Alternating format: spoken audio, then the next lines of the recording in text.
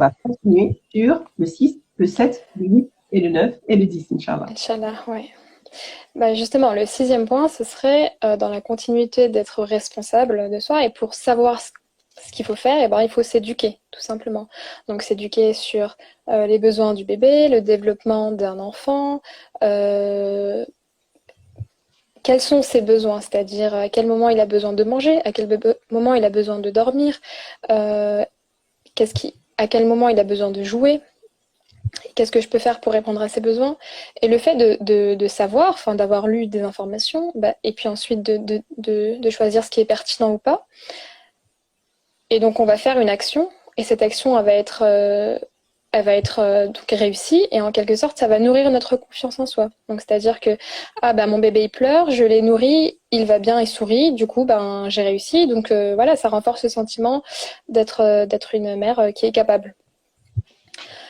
D'avoir toutes ces informations aussi, ça va nous éviter que l'entourage dise non, c'est pas comme ça qu'il faut faire, moi j'ai fait comme ça, etc., etc. C'est-à-dire que toi tu as l'information, voilà, et donc tu décides de la faire ou pas. Et puis tu as aussi les arguments en fait parce que j'ai vu que tu as dit l'entourage remet souvent en cause notre manière de faire. C'est-à-dire que quand on sait pas, c'est vrai qu'on peut être influencé, ou alors on sait pas trop comment défendre en fait nos choix. Mais quand on sait sur quoi s'appuyer, et puis ça va quoi. Et c'est important ce point parce qu'un petit enfant, enfin, quand on n'a jamais côtoyé de petits bébés, on peut s'attendre à ce qu'ils aient. On peut se dire, il mange, il dort et puis c'est tout. Sauf qu'un petit bébé, il n'a pas le même rythme qu'un adulte. Donc un petit bébé qui se lève plusieurs fois par nuit pour manger, ça peut nous étonner, mais c'est normal. C'est-à-dire qu'il a besoin de se nourrir, il a des petits temps de sommeil, etc. Quand on ne sait pas ça, on peut être un peu déstabilisé.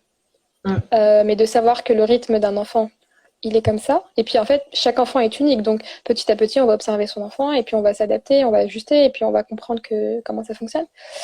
Mais enfin, plein de petites infos comme ça, quand on les connaît pas, on peut être assez surpris. Surtout quand on vit qu'avec des adultes, je dirais. Enfin, les enfants, ça fonctionne pas pareil. Septième point, ça serait s'éduquer sur l'allaitement. Ce point-là, je le mets à part parce que vraiment, l'allaitement, les femmes, elles témoignent que à penser que l'accouchement, ce serait la chose la plus difficile, mais en fait, non, la mise en place de l'allaitement, c'est aussi un défi à relever. Oui, c'est naturel. L'allaitement, c'est naturel, mais c'est pas instinctif. C'est-à-dire que au début, on va un peu tâtonner. Le bébé et la maman, ils vont se coordonner, ils vont prendre leur marque, etc. Et puis petit à petit, ça va aller.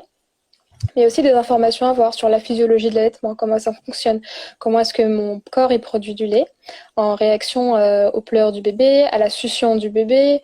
D'avoir toutes ces informations, c'est précieux, surtout dans les premières semaines, les tout premiers jours, les premières semaines où la maman elle est épuisée parce que elle dort pas, elle vient d'accoucher, la fatigue physique, etc. Que l'allaitement ça fonctionne pas à ce moment-là, c'est dur à vivre parce que le bébé, il a besoin d'être nourri. Il y a la pression qui dit donne-lui un biberon, donne-lui un biberon. Toi, tu veux allaiter. Qu'est-ce que tu fais? Il faut bien que le bébé il mange. Mais tu as des douleurs, tu es mal positionné, tu sais pas comment faire, etc., etc. Donc s'informer sur l'allaitement en amont et informer aussi le mari, le papa, pour qu'il soit en fait le principal soutien de la mère à ce moment-là. C'est hyper important de vraiment prendre un temps avant d'avoir un enfant pour s'interroger sur l'allaitement. Comment ça fonctionne? Qu'est-ce que je peux mettre en place pour que ça fonctionne au quotidien? C'est-à-dire comment est-ce que je me positionne, dans quel coin j'ai envie d'allaiter, il faut que ce soit cosy, que je me sente bien, que j'ai des choses à côté pour manger, grignoter, boire de l'eau, beaucoup m'hydrater, etc. Vraiment s'informer sur l'allaitement, c'est hyper important. Avant d'envisager le projet bébé ou pendant la grossesse, de lire un maximum de choses. Parce que on a 6 semaines en fait pour que l'allaitement soit mis en place de manière exclusive. Et passer ce cap, c'est très difficile de revenir à... Il y a Soin de qui dit avoir toujours le numéro d'une... je crois que tu parles de la Leche League dans son répertoire. Oui, donc il y a des consultantes en lactation. Il y a un numéro un numéro vert qui est disponible 24 heures sur 24 en fait, et pas hésiter à appeler. Et justement pendant la grossesse, se construire tout ce réseau de soutien, en cas de difficulté. Je sais comment ça fonctionne, mais en cas de difficulté, qui est-ce que je peux solliciter pour avoir une aide tout de suite, instantanée, rapide, efficace? Oui, donc les marraines d'allaitement en cas de besoin aussi. Merci Sakina. Voilà pour l'allaitement. Le point numéro 8, c'est de réaliser qu'en fait, le corps va être transformé. Le corps d'une mère, le corps d'une femme qui va recevoir la vie, donc qui va faire grandir un enfant dans son corps, ce ne sera pas le même que celui d'avant. Et très souvent, on a tendance à dire oui, il faut vite que je retrouve mon corps d'avant, mais il faut se dire que le corps est de manière générale, en fait, plus on évolue, plus on a d'expérience dans la vie, voilà, il change le corps, c'est-à-dire qu'on peut avoir une cicatrice parce qu'un jour on est tombé et ça fait partie de notre vie, de notre histoire. Et on ne va pas se dire ah mais j'aimerais bien revenir à avant, tout en gardant cette expérience-là. Non, quand on a un enfant, on a un bouleversement physique, donc c'est tous les organes qui bougent pour laisser place à l'utérus pour qu'il grandisse. C'est des bouleversements hormonaux. Donc on peut avoir des sauts d'humeur, nos émotions exacerbées, une grande joie, une grande colère. On ne sait pas comment gérer ça, mais qu'est-ce qui m'arrive, de se dire aussi que ça fait partie du processus de la grossesse et que c'est normal. Ça permet de mieux le vivre. Les complexes, oui. Et puis après, quand on a enfanté, et puis après, le corps d'après, ça peut être très difficile. En fait, ça peut être un gros choc même. De se regarder en fait et de dire mais qu'est-ce qui m'est arrivé, que ce soit le ventre, les vergetures, la fatigue physique, les courbatures, les tensions dans les ligaments, ce genre de choses. Au niveau aussi de sa vulve, donc tout ce qui est déchirure, douleur vulvaire, les hémorroïdes, ça existe, les saignements pendant plusieurs jours, voire plusieurs semaines, ça dépend des femmes.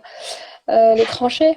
Donc l'utérus, il faut qu'il se remette à sa place. Et en fait, on a des épisodes de contraction pendant la journée, la nuit, pendant qu'on allaite le bébé. Voilà. Et puis après, il y a aussi les douleurs de l'allaitement, propre allaitement, donc les crevasses, les engorgements, les mastites, etc. Se dire, en fait, se préparer à ce que le corps, il va se modifier, quoi. Il va se passer des choses et y aller doucement, quoi. Prendre soin de soi et pas... Donc à la fois le corps qui se transforme, mais aussi au niveau émotionnel, il y a beaucoup de choses qui se passent au niveau psychique. C'est-à-dire que notre identité, elle se meut. C'est-à-dire qu'on passe de femme à mère. C'est un grand bouleversement dans la tête. C'est-à-dire que là, je suis responsable de quelqu'un. Cet enfant-là, je suis sa mère.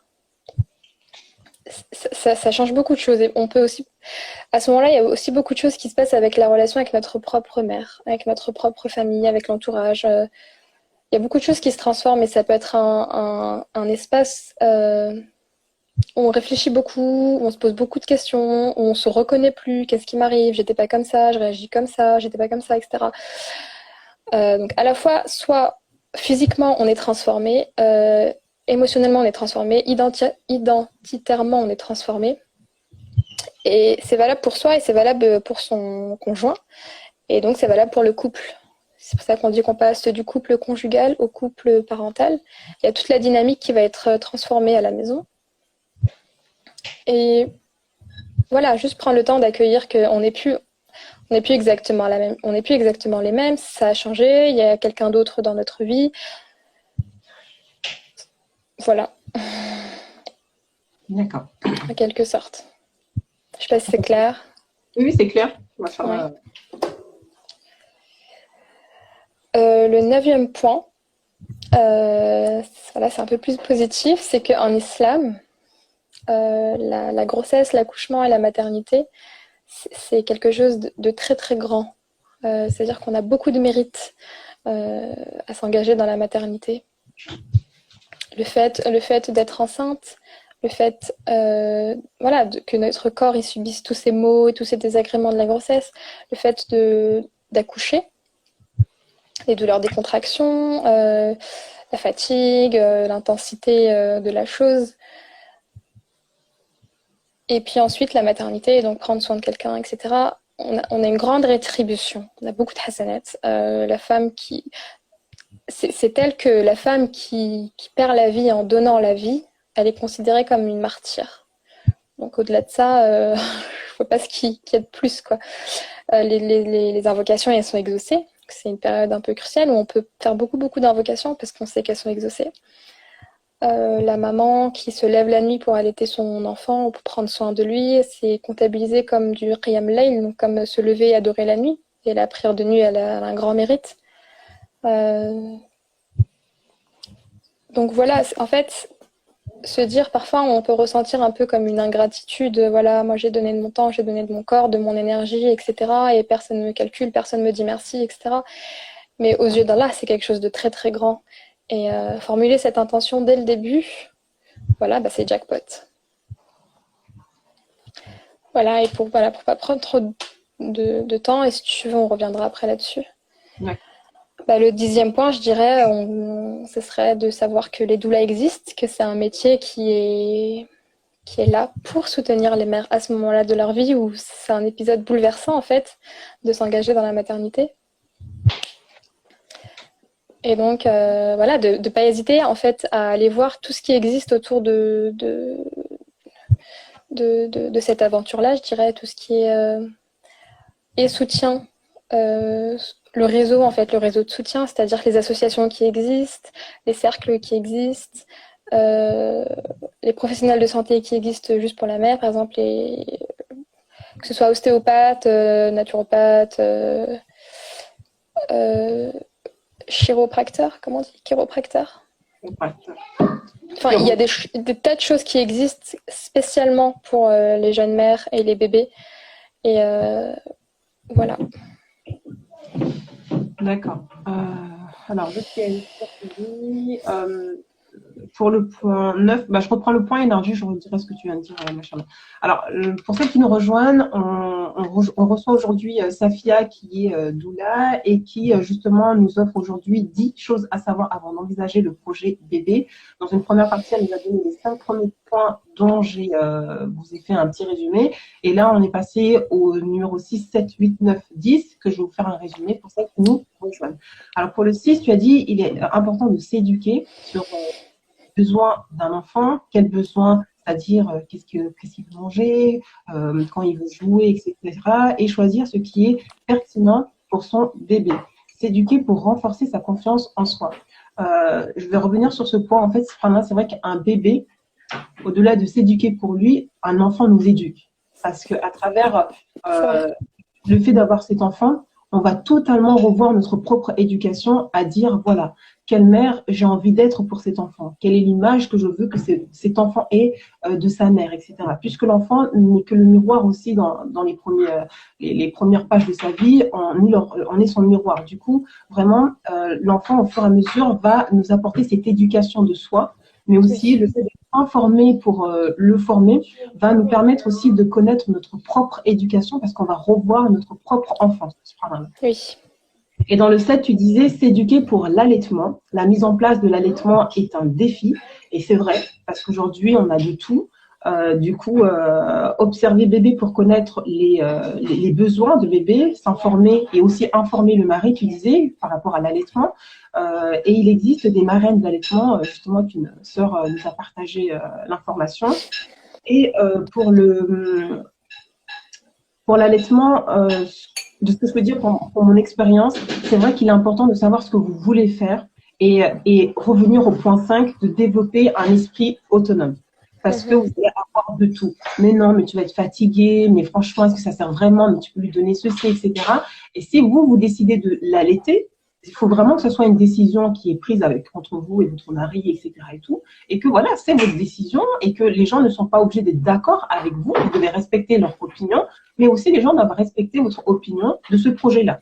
D'accord? Et pour le 8, le corps va être transformé. Les douleurs. Oui. Les douleurs.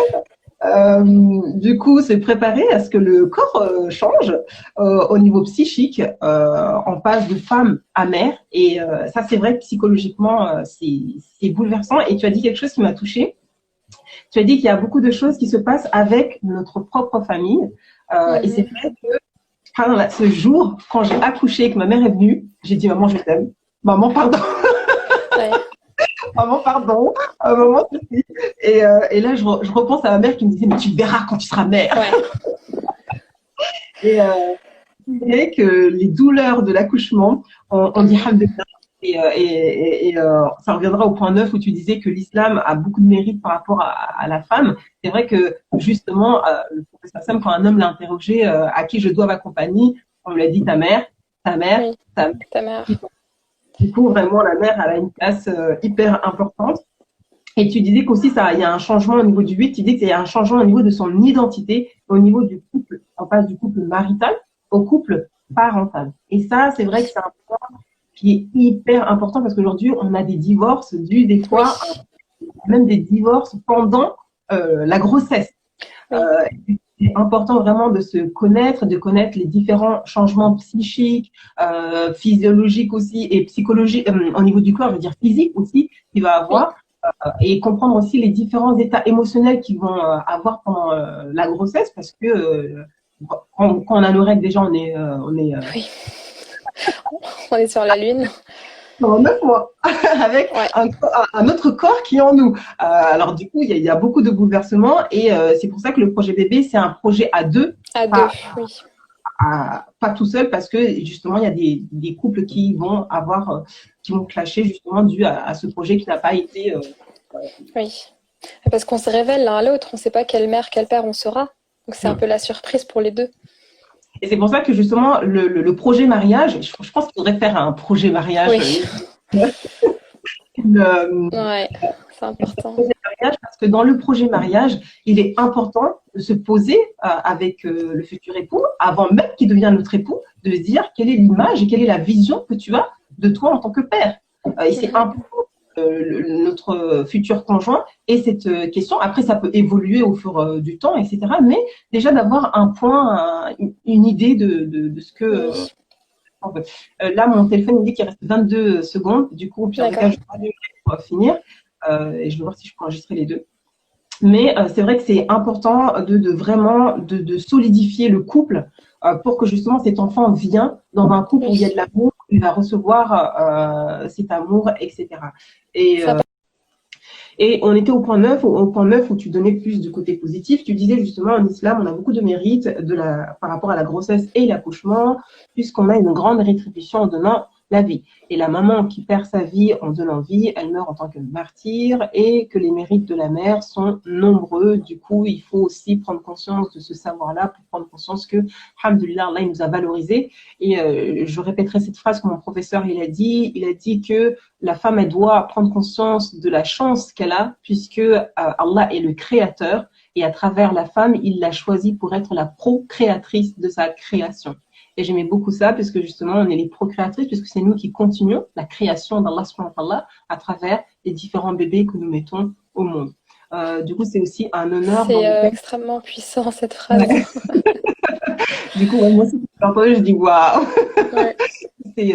Et quand on prend conscience de cela, puisqu'aujourd'hui on vit dans une société où on rabaisse beaucoup la femme, où on donne une mauvaise image de la femme, etc.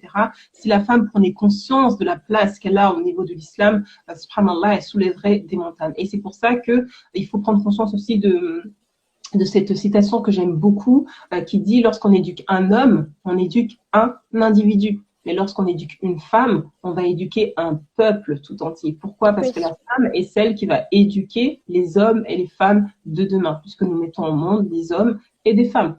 Du coup, l'éducation de la femme est hyper importante et je pense que c'est pour ça aussi que on a des différences au niveau de l'éducation parce qu'on a voulu retirer ce pilier de la maison au niveau de l'éducation et qu'il faut qu'on reprenne notre rôle en tant au niveau de pilier, au niveau de la maison, Inch'Allah.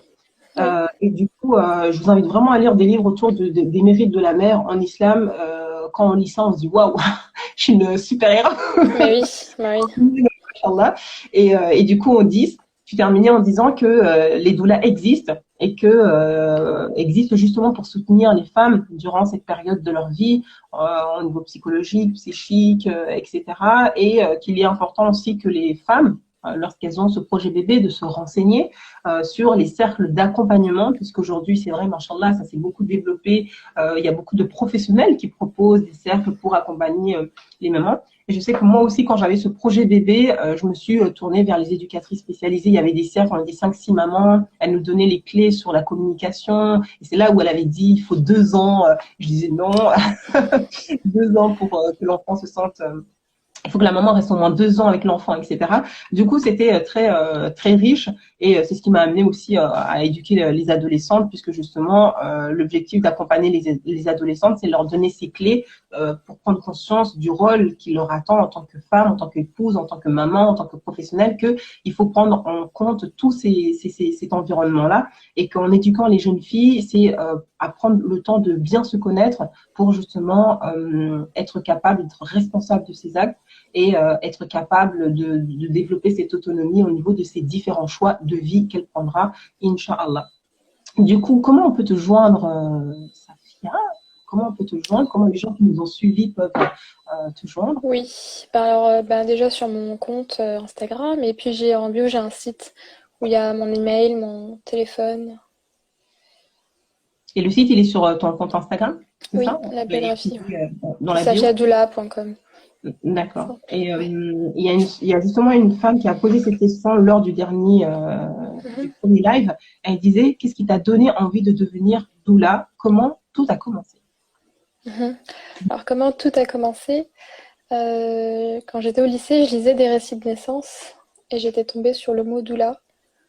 J'ai fait une recherche sur qu'est-ce que c'était et puis c'est resté dans un coin de ma tête. Et puis après, je le suis vraiment devenue, je dirais, par conviction. Je considère que la famille, c'est un peu une micro-société. Voilà, donc si on rassemble toutes les familles, c'est les pièces du grand puzzle. Et si la famille se porte bien, la société va bien. Être doula, c'est vraiment être à leur côté à ce moment-là, précisément où c'est un grand tourbillon, je dirais. Les renforcer dans la capacité, et la femme et l'homme, de vous êtes capable, vous savez faire, vous faites bien, vous n'êtes pas seul. Ce pouvoir, en fait, c'est un peu leur redonner ce pouvoir-là à ce moment-là, qu'on leur enlève facilement, parce qu'on infantilise beaucoup les mères.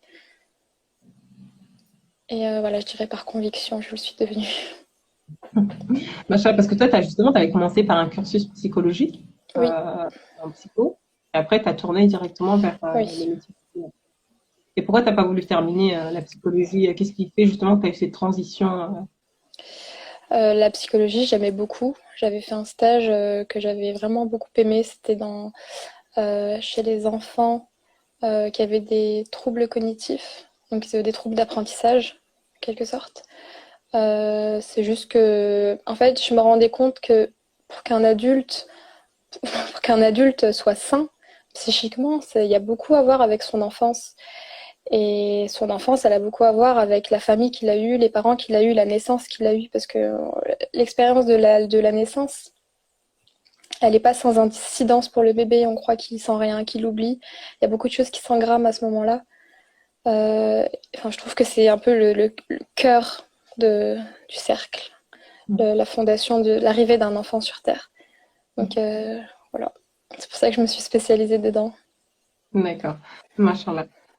Du coup, pour celles qui nous rejoignent, c'est la deuxième partie du live, 10 choses à savoir avant d'envisager le projet bébé avec Safia qui est doula. Vous pouvez retrouver la première partie sur ma chaîne IGTV que j'ai partagée. Et là, on finit le live. En fait, à part celles qui nous ont suivis et qui veulent poser des questions, puisque là, en fait, je n'ai plus déroulé des questions de la première partie, mais il me semblait qu'il y avait qu'une question. Après, c'était des affirmations de ce que les sœurs disaient par rapport à la pudeur, etc. Au niveau de la pudeur en France, ça n'a rien à voir. Et c'est vrai qu'en fait, en France, je le vois beaucoup, on est très dans l'assistanat, en fait. Oui. C'est hallucinant, en fait, on nous assiste dans tout.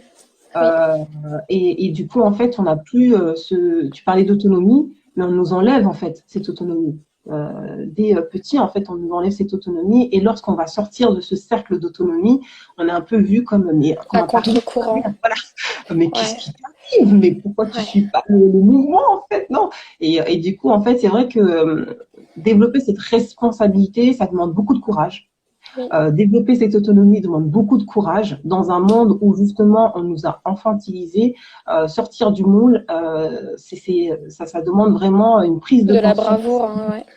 et une prise de conscience parce que lorsqu'un enfant tourne bien, on va dire machallah la maman, mais lorsqu'il tourne mal, c'est la maman.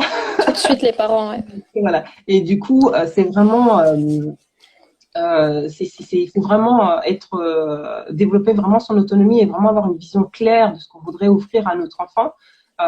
Et quand je vois, c'est vrai, dans les autres pays comme les Hollandais, par exemple, ils font pas la péridurale, tu vois. C'est quelque chose qui est mis au second degré. C'est vraiment, voilà, on les accompagne à accoucher vraiment naturellement dans des maisons de naissance, etc. Et aujourd'hui, c'est vrai que, et c'est pour ça que je pense qu'il faut vraiment connaître l'histoire dans chaque pays au niveau de chaque corps médical, comment il est né, parce qu'on découvre en fait un autre monde. Premier live, je crois que c'était Muslim Mother qui disait comment tu t'es formée hors formation. Et j'aimerais bien y répondre parce que c'est important. C'est beaucoup dans les partages d'expériences. C'est-à-dire qu'il ne faut pas sous-estimer les partages d'expériences des grands-mères, des mères, des tantes, celles qui ont déjà vécu, celles qui sont déjà passées par là. Et puis, tout ce qui est témoignages qu'on peut trouver sur Internet, quand tu rencontres des gens, poser des questions dans tes voyages. Parce que les expériences humaines, c'est celles qui vont apporter de plus de diversité dans ce qui peut exister. Quand on est face à une difficulté ou quelque chose et qu'on se dit « Ah oui, j'ai déjà entendu ça, et puis qu'est-ce qu'elle avait fait déjà ?» Et en fait, de ne pas paniquer, de se dire « Oulala, qu'est-ce qui m'arrive ?» mais de dire « Ça existe ». Ça normalise en fait un peu les expériences. C'est une bonne source d'apprentissage aussi, je trouve. Et c'est vrai qu'on va dans nos pays d'origine, c'est bien d'échanger avec ces mamans.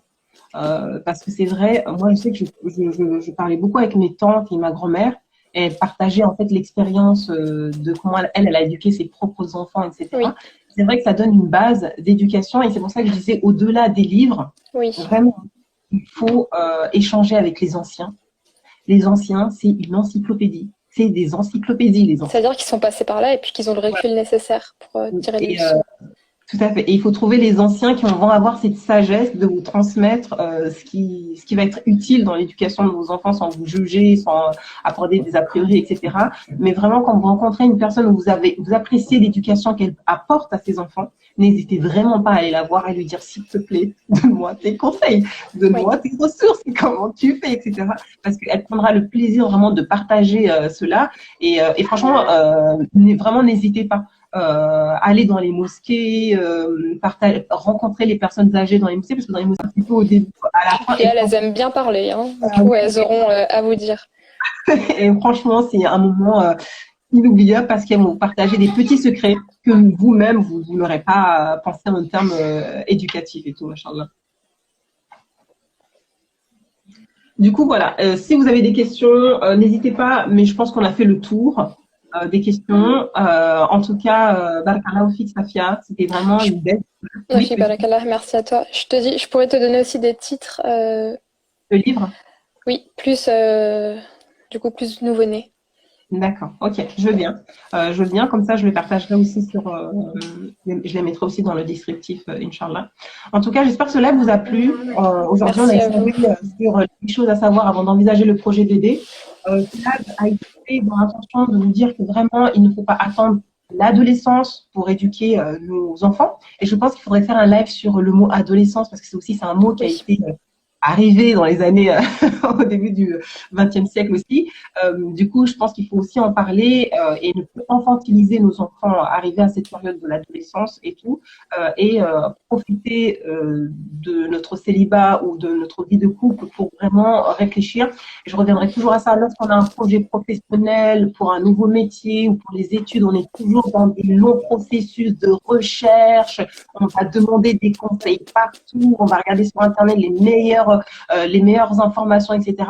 Le projet bébé, c'est exactement la même chose. Le projet mariage, c'est exactement la même chose. Il faut avoir cette même démarche en se disant, voilà, où je veux aller, qui je veux devenir dans ce couple, qui je veux devenir en tant que maman pour justement avoir une plaquette d'information qui va nous permettre de dire, bah, j'ai envie d'aller là. Non, j'ai pas envie d'aller là.